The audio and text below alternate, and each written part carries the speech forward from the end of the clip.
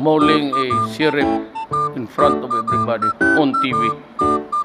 Talagang ano yan si Inday. Be careful with that woman. What? She can oust even speaker. She operated in Davao. Babae ito ha. She operated in Davao as mayor. Di mo nangyari. O di, natanggal si... For one simple, maybe, si Bebot naman, he's a close friend of mine. I will support him.